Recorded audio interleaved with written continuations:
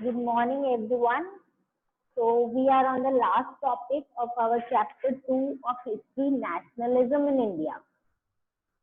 When we started this chapter, we first understood कि what is the idea of nationalism. Nationalism है क्या? अब तो हम बोलते ही दिमाग में आ जाता है भाई patriotism है, ये है, वो है. पर हमने पढ़ा था कि स्टार्टिंग में जो नेशनलिज्म है वो डिपेंड करती थी सिर्फ आपका जो इमीडिएट रूलर कौन है. इमीडिएट रूलर से मेरा क्या मतलब है कि जैसे जो राजपूत थे वो जो उनके, या हम बोलेंगे जो लोग राजस्थान में रहते थे और जिनके ऊपर राजपूत रूल करते थे, उनके लिए वही उनका अपने ऐसे बोलते थे हिंदी में क्या है, देश है. मतलब उनकी जितनी भी बोलेंगे कि पेट्रियाटिज्म है या लॉयल्टी है towards only that particular area. अब या दैट पर्टिकुलर किंग. उसी तरीके से अलग अलग एरिया में जो अलग अलग रूलर्स थे उतने एरिया को ही वो लोग अपना रीजन मानते थे. पर ये जो आइडिया ऑफ नेशनलिज्म है ये फाइनली तब डेवलप हुई. एक तो धीरे धीरे ऑब्वियसली जब जैसे बहुत सारे ऐसे एम्पायर्स थे जिन्होंने बहुत पार्ट ऑफ इंडिया पे एक साथ रूल किया था. जैसे जो मौर्याज है वो भी ऑलमोस्ट बहुत पार्ट ऑफ इंडिया तक रूल कर रहे थे. गुप्ता थे, बाद में मुगल्स थे. तो हम ये बोल सकते हैं कि थोड़ी बहुत सेंसिबिलिटी आ गई थी ऑल इंडिया वाली. पर जब फाइनली जब ब्रिटिशर्स आए और पूरी की पूरी इंडिया जब ब्रिटिशर्स के अगेंस्ट यूनाइट हुई, तब क्या हुआ, तब हम ये बोल सकते हैं कि सारे इंडियंस जो है ना उनमें कलेक्टिव बिलोंगिंग वाली फीलिंग आई. कलेक्टिव बिलोंगिंग का क्या मतलब है? कलेक्टिव बिलोंगिंग का मतलब है कि हम सबके सब जो है ना एक पर्टिकुलर जगह को बिलोंग करते हैं और सब हम सब में किसी न किसी तरह की सिमिलैरिटी है और वो ही कहीं ना कहीं अपने को यूनाइटेड बनाती है. मतलब it brings unity in among us. एक कोई भी अपने सिंपल एग्जांपल ले लेते हैं कि like all of you will have the feeling of belonging to one particular school only. वहां पे तुम्हारी एक वननेस आ जाएगी. कैसे कि भाई जैसे बहुत सारे स्कूल्स अगर कंपटीशन में जा रहे हैं तो यू विल थिंक कि जो मेरी स्कूल है वो ही जीतनी चाहिए और you will try to help या you will always boost up your particular team. तुम सपोज वो गेम में यू आर नॉट इंटरेस्टेड और maybe you are not part of the game, still you will want my school should win. यानी वो feeling of oneness आ जाएगी because वो similarity है that all of you belong to that one particular school.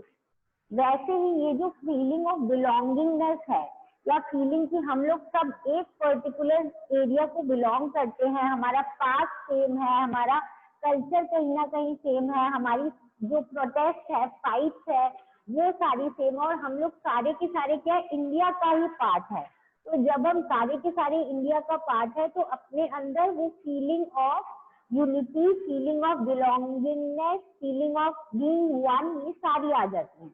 तो ये finally India में ये believe किया जाता है इन लार्जर एक्सटेंट कि जो हमारी यूनाइटेड स्ट्रगल है उससे तो आई ही थी हमारी feeling of being one. But उसके साथ और बहुत सारी चीजें ऐसी हमारे उस टाइम के स्कॉलर्स ने, लीडर्स ने वापस से हम बोलेंगे रिव्यू करने लग गए थे. पुरानी अपने पास को वापस लाने लग गए थे, लोगों तक पहुंचाने लग गए थे ताकि जो फीलिंग ऑफ नेशनलिज्म है वो कहीं ना कहीं क्या हो जाए, डिवेलप हो जाए. जबकि हम लोग सब अलग लैंग्वेज, अलग कम्युनिटीज को बिलोंग करते हैं, पर फिर भी बहुत बहुत सारी सिमिलैरिटीज थी यूनाइटेड स्ट्रगल के अलावा. यूनाइटेड स्ट्रगल तो थी ही जो हम लोग सब कर रहे थे अगेंस्ट द ब्रिटिश और अगेंस्ट देयर अनजस्ट रूल या जो उनकी कॉलोनियल पॉलिसीज थी या फिर जो भी वो इंडियंस के साथ इनजस्टिस कर रहे थे. इसके अलावा भी बहुत सारी सिमिलैरिटीज थी और ये कैसे डेवलप हुई थी वो हम इस पर्टिकुलर टॉपिक में करेंगे जो है सेंस ऑफ कलेक्टिव बिलोंगिंग. अब क्या हुआ 20th सेंचुरी में यू विल सी कि बहुत सारे डेवलपमेंट्स हुए in terms of how we associated India with. एक तो इससे पहले एक और मूवमेंट चला था कहीं ना कहीं जिसमें हिस्ट्री फिक्शन क्या होती है which are not actually real, made up, मतलब थोड़ी इमेजिनरी स्टोरीज. फोकलोर क्या होती है, जो हमारी रीजनल लेवल की स्टोरीज जैसे होती है, जो सॉन्ग्स होते हैं, जो पॉपुलर प्रिंट और सिंबल्स, इन सबको यूज किया गया था during this period to make people believe one and to develop the feeling of nationalism. तो सबसे पहले अपने स्टार्ट करते हैं कि 20th सेंचुरी में क्या थी, identity of India came to be associated with Bharat Mata. अब जब भी अपना ये इंडिपेंडेंस डे, रिपब्लिक डे या और कोई ऐसा होता है और अपने या नेशनलिज्म से रिलेटेड बात करते हैं तो अपने क्या करते हैं, एक इमेज आ जाती है कि भारत माता की, या तो इंडियन फ्लैग या भारत माता। तो यानी क्या, जैसे ही वो इमेज देखोगे ना, यू विल फील पेट्रियोटिक, हाँ ये मेरी इंडिया है, ये भारत माता की बात हो रही है। तो उससे क्या है, कहीं ना कहीं जो नेशनलिज्म वाली फीलिंग है वो खुद ही अपने आप आ जाती है। तो वो डेवलप कब हुआ था, वो डेवलप हुआ था ड्यूरिंग दिस पीरियड। और जो सबसे पहली हम बोलेंगे कि जो ऑब्वियसली जो नेशन से ज्यादातर उसको फीमेल फिगर के रूप में ही प्रेजेंट किया जाता है। तो जो फर्स्ट इमेज थी जो विजुअली एसोसिएटेड थी वो अपने बंकिम चंद्र चट्टोपाध्याय जी ने फर्स्ट क्रिएट की थी और 1870s में उन्होंने वंदे मातरम लिखा था as a hymn to the motherland. अब इफ यू, उसके बाद ये लेटली बाद में और भी यूज होते रहे ये वंदे मातरम वाली song. But if you notice the picture जो इनिशियली भारत माता की दी हुई थी वो एक एस्थेटिक जैसे थी। एस्थेटिक मतलब क्या होता है, जैसे हम बोलते हैं ना सन्यासी, या मतलब जैसे एकदम शांत और जो पूजा पाठ करते हैं उस टाइप से, ठीक है। तो she is considered very calm compose, मतलब बहुत शांत है, डिवाइन है, स्पिरिचुअल है, मतलब कोई भी कहीं से उनमें वायलेंस वाला जो है character you will not be able to see. Very calm and composed kind of figure जो अपने इंडिया को कैसे रिप्रेजेंट करे, ठीक है। जब हमें इसको पॉलिटिकल बाउंड्री के फॉर्म में रिप्रेजेंट नहीं करना है और ह्यूमन फिगर के फॉर्म में करना है तो कैसे करेंगे। In English you know there is something that is called personification. Personification क्या होता है, किसी चीज जो इंसान नहीं है उसको इंसान के रूप में दिखाना। तो वैसे ही हम बहुत सारी चीजों का पर्सोनिफिकेशन करते हैं, तो वैसे ही एक कंट्री का भी करते हैं पर्सोनिफिकेशन। तो ये जो इंडिया का पर्सोनिफिकेशन, यहाँ बोलेंगे इंडिया को कैसे रिप्रेजेंट किया था, भारत माता के रूप में सबसे पहले एक एस्थेटिक फिगर थी और बाद में धीरे धीरे हम देखेंगे कि वो कैसे चेंज हुई और क्यों हुई। तो इस टाइम जब इमेज ऑफ भारत माता आई तो ये पॉपुलर प्रिंट में हर जगह जो है सर्कुलेट होती थी और सारे के सारे लोग जो है इनको एक तो भारत माता यानी मदर टर्म दे दिया है। तो इससे क्या है, सारे के सारे लोग जो है वो उनकी तरफ feeling of lot of respect and like you love your mother and respect your mother, वैसी वाली फीलिंग डेवलप हो गई। और वो लोग इंडियन लीडर्स चाहते भी यही थे कि एवरीवेयर जो है इंडिया के लिए लोगों के अंदर फीलिंग ऑफ से लॉट ऑफ रिस्पेक्ट जो है डेवलप हो जाए। अब हम देखेंगे कि बाकी और कैसी किन किन चीजों की तरफ फोकस किया था अपने इंडियन लीडर्स ने। तो जो नेशनलिज्म है वो अब इंडियन फोकलोर यानी इंडिया के जो ओरिजिनल स्टोरीज, जो छोटे छोटे गांव से या जो हम बोलते हैं ना अभी भी अपने पुराने दादी नानी जो सुनाते हैं उस टाइप की जो स्टोरीज है उनको वो लोग वापस से पॉपुलराइज कर रहे थे। इंडियन जो नेशनलिस्ट है वो रिकॉर्ड करने लग गए फोक टेल्स जो कि वो सॉन्ग बाय दी बार्ड मतलब पोएट, और वो विलेजेस में टूर करते थे एक जगह से दूसरी जगह जाने के लिए ताकि इंडिया के जो पुराने सॉन्ग्स हैं, पुराने लेजेंड्स हैं यानी पुराने किसी लीडर से रिलेटेड जो स्टोरीज है उनको और ज्यादा पढ़े और उनको पॉपुलराइज करे। क्योंकि ये बोलते थे कि ये जो पुराने अपने फोक स्टोरीज और फोक सॉन्ग, ये जितनी भी चीजें हैं ना, ये कहीं ना कहीं हमारे इंडिया के ट्रेडिशनल कल्चर जो है उस पर फोकस कर रही है। और ये जो है ये हम बोल सकते हैं कि ये जो हमारी ओरिजिनल ट्रेडिशनल कल्चर था ना उसको करप्ट किसने किया, बाहर से जो लोग आए थे जैसे ब्रिटिशर्स है, उन्होंने इनको प्योरली जैसे ये चले आ रहे थे वैसे चलने नहीं दिया और इनको कहीं ना कहीं डैमेज कर दिया और करप्ट कर लिया।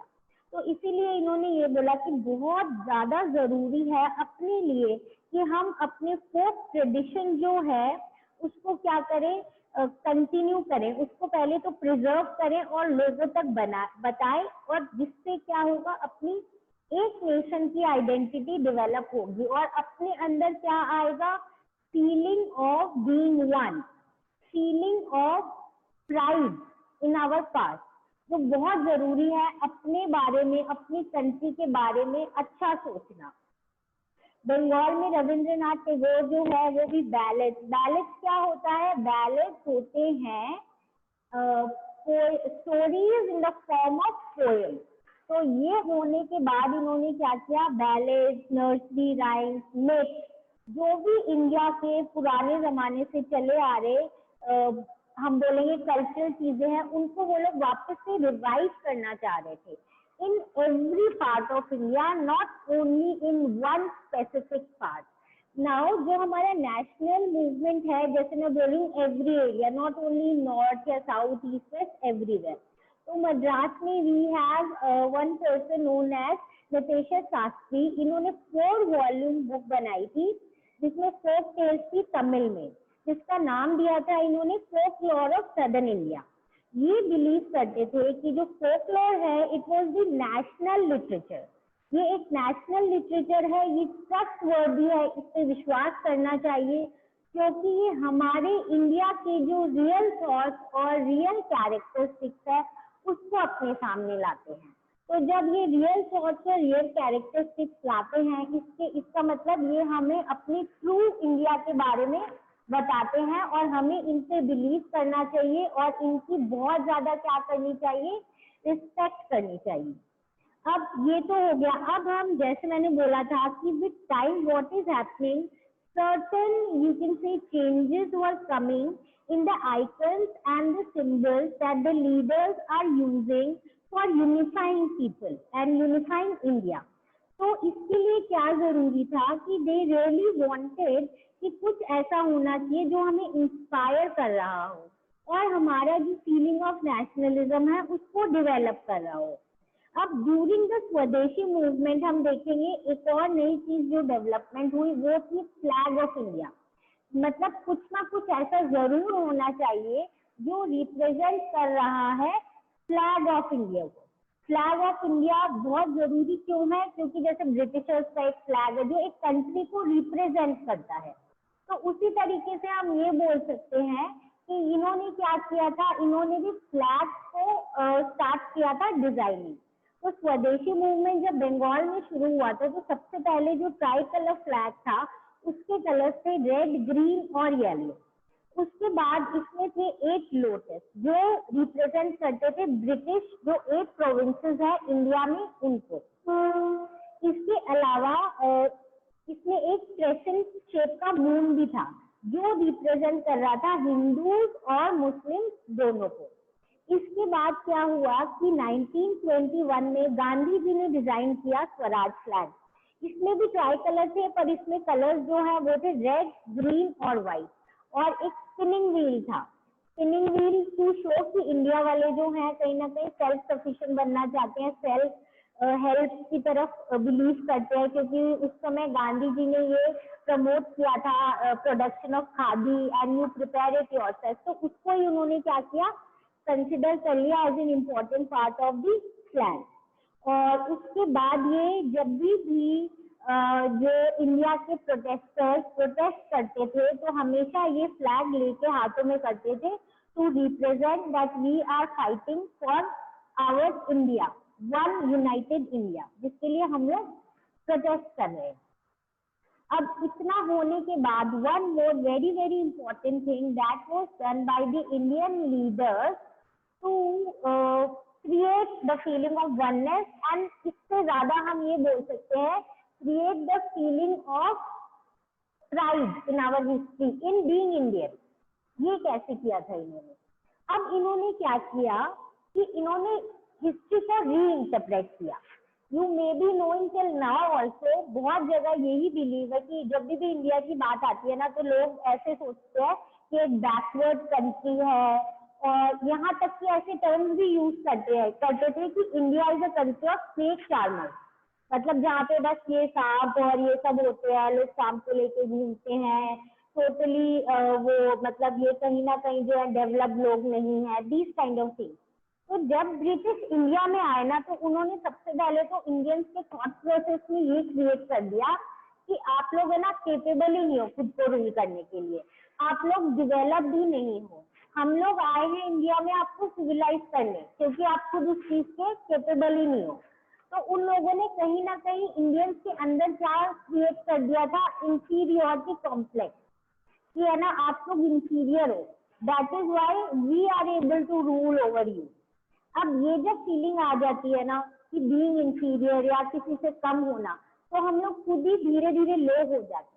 तो इंडियन लीडर्स ने सोचा अब बहुत जरूरी है कि इंडियंस का जो सेल्फ रिस्पेक्ट है, जो ब्रिटिशर्स ने इस तरीके से तोड़ा है, उसको अपने वापस से क्या करेंगे, वापस से उसको उनके अंदर फीलिंग ऑफ प्राइड लाएंगे, बीइंग इंडियन, ताकि उनको इंडिया होने पे गर्व हो कि हाँ हम इंडियन हैं। तो इसलिए उन्होंने क्या किया, इंडिया के जो ग्लोरियस पास्ट है उसको वापस लाए। यहाँ पे ग्लोरियस पास्ट का मतलब क्या है कि इंडिया को ये बताना, इंडियंस को ये बताना कि देखो हम किसी से भी कम नहीं है, हम लोग बल्कि बहुत चीजों में लोगों से बहुत आगे हैं। अगर यू ऑल्सो नो कि एंशियंट इंडिया में we were one of the civilization which is considered one of the most developed one. यानी अपना रिलीजन ले लो, कल्चर ले लो, आर्किटेक्चर ले लो, साइंस ले लो, मैथ्स ले लो। यू ऑलरेडी नो मैथ्स में जो है अपना आर्यभट्ट ने स्टार्टिंग की थी मैथ्स की, जीरो की, और हम साइंस में बहुत ज्यादा ही अच्छे थे, जो अपना ये हर्ब्स को यूज करना है एज फॉर मेडिकल पर्पसेस, उसमें भी अपने बहुत अच्छे हैं। अपना आर्किटेक्चर देखो, अपने रिलीजन देखो, अपना कल्चर देखो, everything was, you can say, far better than many of the civilizations। बहुत अच्छे थे हम, हर चीज में अच्छे थे, डेवलप थे, and we were considered one of the developed civilization of that time. और एंशिएंट कल्चर अपना बहुत रिच था कहीं ना कहीं, तभी तो बाहर के लोग जैसे ब्रिटिशर्स और बाकी आए थे इंडिया में, क्योंकि इंडिया एक रिच कंट्री थी, एक प्रॉस्परस कंट्री थी। तो वो बार बार जो भी अपनी हिस्ट्री में लिखा हुआ है ना ग्रेट लीडर्स के बारे में, चाहे वो जैसे मॉडर्न एम्पायर से रिलेटेड हो, चाहे वो अपने गुप्ता से रिलेटेड हो, जो भी इम्पोर्टेंट एम्पायर थे और जो जो ग्रेट हुआ था ना, उस सबको वो लोग बार बार है ना लोगों तक पहुंचा रहे थे कि देखो अपनी हिस्ट्री कितनी डेवलप्ड है, अपने कितने डेवलप थे, अपने किसी से कम नहीं है, कहीं पे भी अपने इंफीरियर नहीं है।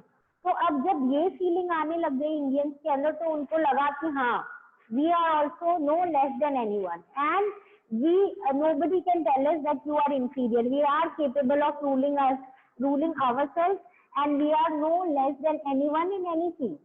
अब जब ये फीलिंग आ गई, तो फिर ऑब्वियसली जो नेशनलिस्ट मूवमेंट है वो उसमें एक बूस्टअप आ गया, क्योंकि अपना कॉम्प्लेक्स हट गया और अपने अंदर एक फीलिंग ऑफ प्राइड आ गई of being Indian. So this was also one important thing, and this is a very important question from point of view of your you can say question, मतलब जो board में question पूछे जाते हैं उसके हिसाब से भी this is one important question. Now to wind up, इसमें क्या है आगे, इतने सारे एफर्ट्स हुए थे, पर फिर भी वो कहीं ना कहीं कुछ हम बोलेंगे इनमें प्रॉब्लम थी। अब अगर यही बात कर ले जो मैं बोल रही हूँ, पास्ट को ग्लोरीफाई करना, इसमें कुछ सेक्शन ऑफ इंडियन सोसाइटी थी जिनको लग रहा था कि ये सही नहीं है। मतलब क्यों? क्योंकि अगर यू नो अपने एंशिएंट इंडिया में क्या होता है, बेसिकली जो हिंदू से रिलेटेड रूलर्स थे वही रूल करते थे, और मिडिवल पीरियड में जनरली जो मुस्लिम रूलर्स थे वो रूल करते थे, और जो ब्रिटिश मॉडर्न पीरियड है उसमें ब्रिटिशर्स आ गए थे। तो अगर हम एंशिएंट इंडिया को बार बार ग्लोरीफाई कर रहे हैं, तो जो बाकी सेक्शंस है इंडिया के, उनको ये लग रहा था कि ये लोग तो हमें इग्नोर कर रहे हैं टोटली।